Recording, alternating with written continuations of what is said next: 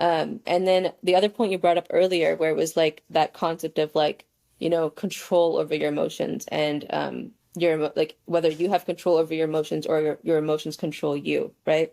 I think you brought up a question similar to that in some way. And yeah, like I definitely have encountered like impulsive people, I would say.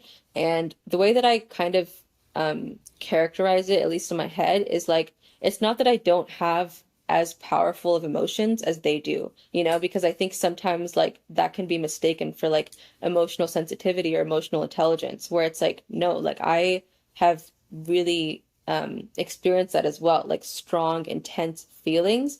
But for me, there's like a gap between like my emotions and like the action that follows. I would say like impulsive people, like they feel that intense emotion, but they lack that kind of like control over what happens afterwards. So it's like there is no kind of gap. Like I think for a conscious person who takes a lot of responsibility for their life and their behavior, like they have those feelings, but then they think, okay, how should I behave in response to this, And that's another thing I think we can kind of segue into like another, it's kind of like a separate topic, but Hmm. also like related, where it's like, how much responsibility are you taking for your actions? And I was kind of referring to this earlier, where I was saying like, even if you are struggling, even if you are suffering, even if you are miserable, whatever, like you can't use that to justify bad behavior towards other people who didn't do anything to you.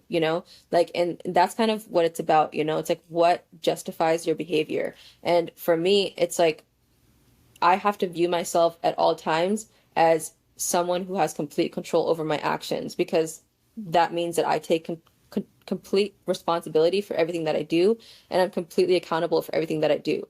Whereas some people kind of take like an easier way out, where it's like, well, I don't have that kind of control. I'm an impulsive person and I just don't have that kind of control, so you can't really blame me. And it's a way of kind of avoiding the blame and taking accountability for things that you did when maybe you're angry or whatever. And I think in order to become someone who, at least like the kind of person that I want to be, at least, like I'm not saying everyone Hmm. else has to be this way too, but I see a lot of people justifying bad behavior by just not taking accountability for it, by like, oh, I was drunk, I was angry, I was blah blah blah. And like to me, they're like those are just excuses, and those are excuses that I personally would never make, because then in some ways you're kind of getting into the habit of kind of like you said, your own, like I don't think it's in this episode, but at some point we were talking and you said like your own agency is very important to you, right? And I think a lot of people unknowingly kind of give that up. And that's one of the ways they give it up, by saying I just don't have control over it. And that's not true. Like you just haven't tried hard enough to gain control over it in some ways. At least, like, that's my opinion on it. Maybe, that can be debated. But maybe there are like people who genuinely just feel like they lack complete control over their actions or whatever. But sometimes if you're dealing with Hmm. someone who generally is kind of just, a normal person, I feel like that's an okay thing to expect from them. Hmm. I don't know if makes any sense. But that's what I wanted to say. Just like, you have your intense feelings, but then, there's that gap between like what you feel and what you do. And it's like if you kind of recognize that and you kind of realize like, okay, I'm the person doing all of those things. Like the conscious part of myself is the one that's doing all of those things. And maybe it's just a matter of like increasing your level of consciousness. I'm not sure.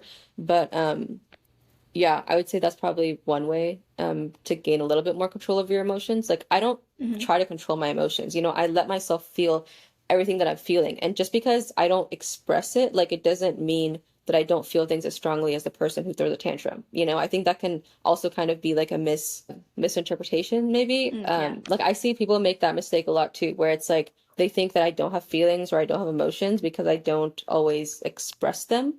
Or they think like, oh, like I'm not as emotionally sensitive or as emotionally intelligent as the person who just throws a tantrum for everything that they feel. And that's not true. It's like I just don't do like the second thing where it's like I don't throw the tantrum and I'm not going to tell every person I meet how I'm feeling that day. That's just something that I Hmm. prefer to keep private, but it doesn't mean that I don't have emotions or feelings or am not as emotionally intelligent as that person. Like, it's just not true. But like, I'll see people like think that where it's like, oh, like that's the person who like has such strong emotions and is like so emotionally intelligent. It's like, no, like they're just the person who has no control over their behavior. Like that's literally the only difference, you know?